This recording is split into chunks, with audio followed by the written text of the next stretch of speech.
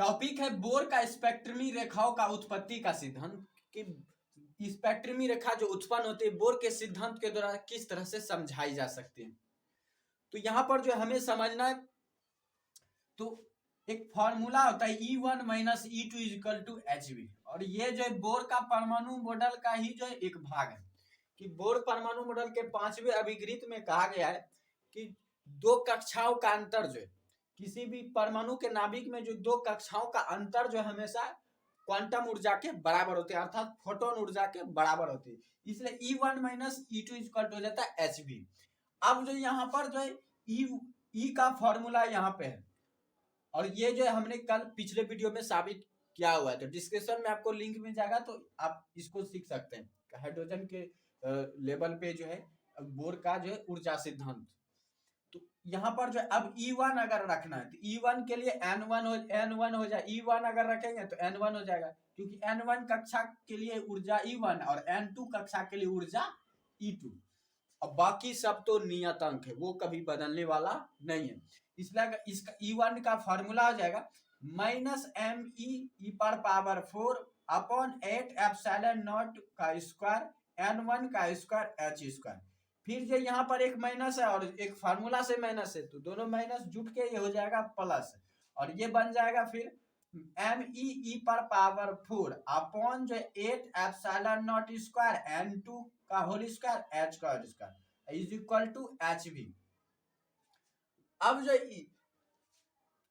जो है ये देखिए यहाँ पर बहुत चीज कॉमन है, N1 N2 को छोड़कर बाकी चीज दोनों में कॉमन है, तो इसलिए कॉमन चीज को हम जो एक साथ ले लेंगे, तो एक साथ लेने पर जो ये जो हमारा हो जाएगा me⁴ अपॉन 8 एप्सिलॉन नॉट का होल स्क्वायर, सॉरी n तो कॉमन नहीं आएगा, H² कॉमन आ जाएगा।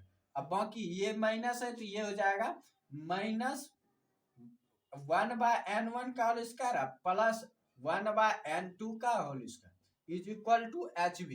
तो माइनस वाले को हम बाद में लिखेंगे, तो ये फॉर्मूला जो बन जाएगा, माइनस वाले को अगर हम बाद में लिखे तो N2 पहले आ जाएगा और N1 बाद में चल जाएगा, तो फॉर्मूला जो बन जाएगा हमारा 1/N2 का होल स्क्वायर माइनस 1/N1 का होल स्क्वायर, ये फॉर्मूला बन जाता है। और उसके बाद C बराबर होता है V लैम्डा, C बराबर V लैम्डा, तो V का अगर फॉर्मूला निकाला जाए तो ये बन जाएगा V बराबर C बाय लैम्डा, V बराबर C बाय लैम्डा। तो H को हम साइड कर देंगे, H को जो इस साइड से हम इस साइड ला देंगे, इस साइड लाने पर जो ये बन जाएगा H³, यहाँ पर ये बन जाएगा H³ क्या कि H² तो पहले से था, एक H और जुड़ जाएगा तो ये बन जाएगा H³। तो इसका फॉर्मूला फिर देख लेते हैं हम, तो H यहाँ ला देंगे और V बराबर लिख देंगे C बाय लैम्डा, तो ये बन जाएगा C by lambda is equal to me⁴ upon 8 epsilon not square into H³ upon 1/N2 का होल स्क्वायर माइनस 1/N1 का होल स्क्वायर, ये फॉर्मूला हमें प्राप्त होता है।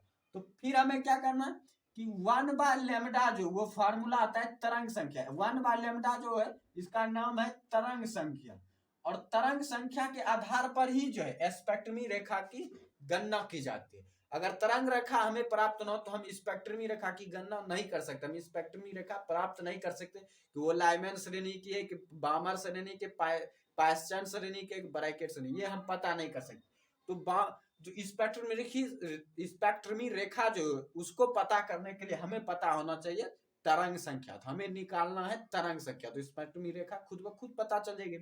इसलिए अगर तरंग संख्या मतलब 1/λ, लेकिन यहाँ बेचारा बीच में एक C आ जा रहा है, तो C को हम साइड चेंज कर देंगे, तो C साइड चेंज होगा तो यहाँ बच जाएगा हमारे पास 1/λ इज इक्वल टू, ये साइड चेंज होगा तो ये इधर चलाएगा, क्रॉस मल्टीप्लीकेशन में साइड चेंज कर देंगे, तो me⁴ अपॉन जो 8 epsilon not square into C into H³ into हो जाएगा 1/N2 का होल स्क्वायर माइनस 1/N1 का होल स्क्वायर।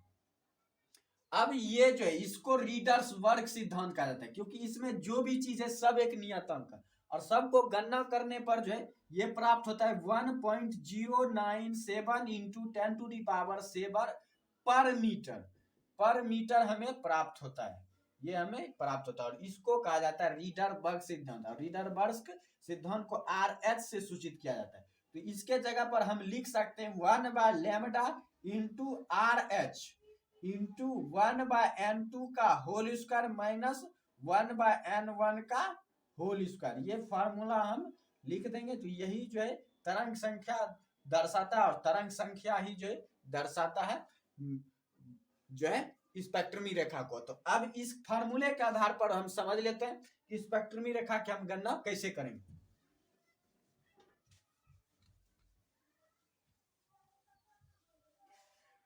तो यहां पर जो आपको फार्मूला दिखाई दे रहा है कि 1/, पहले मिटा लेते हैं। तो उसके 1/λ इंटू RH इंटू 1/n2 का होल स्क्वायर माइनस n1 का होल स्क्वायर। अब ये फार्मूला हो गया। तो इसमें अब देखना क्या है कि अगर हम n1 को 1 माने, अगर n1 को हम माने 1 मतलब कि पहली कक्षा एक कक्षा, तो बाकी तो फिर n2 दूसरी कक्षा हो जाएगी। तो दूसरी कक्षा 2 भी हो सकते हैं, 3 भी हो सकते हैं, 4 भी, ये ब्रैकेट में जाते रहिए। हम दूसरी कक्षा किसी को मान सकते हैं तत्व के अनुसार कि उसमें कितने इलेक्ट्रॉन है। तो वहीं पर अगर हम n2 लें, अगर हम n2 लें तो n2 लेंगे तो n, अगर n1 इज इक्वल टू 2 लेंगे, n1 इज इक्वल टू 2 लेंगे तो n2 इज इक्वल टू हो जाएगा फिर 3 4 5 6 इस तरह से। फिर अगर n1 इज इक्वल टू हम ले लें 3, n1 अगर 3 लेंगे तो फिर n2 हो जाएगा, इसको छोड़कर आगे बढ़ते चले जाएंगे तो ये हो जाएगा 4 5 6 7। तो इस तरह से ये जो n1 से n2 की ओर चलता है, n1 से n2 की ओर। तो इस तरह से ये हमें प्राप्त होता है। तो अगर n1 इज इक्वल टू 1 तो n2 इज इक्वल टू प्राप्त होगा हमें 2 3 4 5 इस तरह से जाते रहेगा। इसको बोला जाता है लाइमैन श्रेणी, इसको बोला जाता है लाइमैन श्रेणी। याद रखिएगा, इस श्रेणी को बोला जाता है लाइमैन श्रेणी। तो उसके बाद जो है यहाँ पर उसके बाद है बामर श्रेणी। n2 is equal to 2 n1 is equal to अगर 2 माने तो n2 प्राप्त हो जाएगा 3 4 5 इस तरह से। इसको बोलते हैं बामर श्रेणी, बामर श्रेणी। उसके बाद जो है आएगा पाश्चन श्रेणी। तो पाश्चन श्रेणी में फिर जो है n1 बराबर हो जाएगा 3। तो n1 बराबर अगर 3 मानेंगे तो n2 प्राप्त होगा 4 5 6 7 इस तरह से प्राप्त हो जाएगा। तो इसको बोलेंगे पाश्चन श्रेणी, पाश्चन श्रेणी। उसी तरह ब्रैकेट श्रेणी हो जाएगा n1 इज इक्वल टू 4 तो n2 इज इक्वल टू 5 6 7, ये हो जाएगा ब्रैकेट श्रेणी, ब्रैकेट श्रेणी। उसके बाद n1 इज इक्वल टू अगर हम 5 माने तो n2 इज इक्वल टू हो जाएगा 6 7 8 9 इस तरह से जाते रहेगा। तो इसको बोलेंगे फुंड श्रेणी, फुंड श्रेणी। उसके बाद n1 इज इक्वल टू अगर 6 माने तो n2 इज इक्वल टू हो जाएगा 7 8 9 10 और इसको बोलते हैं हमफिश श्रेणी, हमफिश श्रेणी। यही है स्पेक्ट्रम रेखा का उत्पत्ति हम प्राप्त कर सकते हैं कक्षाओं की संख्या से। और कक्षाओं की संख्या में प्राप्त किससे होगी? तरंग संख्या के फार्मूले से। तो इस तरह से हम पता करके जो आसानी से जो स्पेक्ट्रम रेखाओं का जो उत्पत्ति दर्शा सकते हैं। तो ये हो गया, आप आसानी से समझ गए होंगे। बस ये फार्मूले को आपको याद रखना तो ज्यादा दिक्कत नहीं होगी आपको।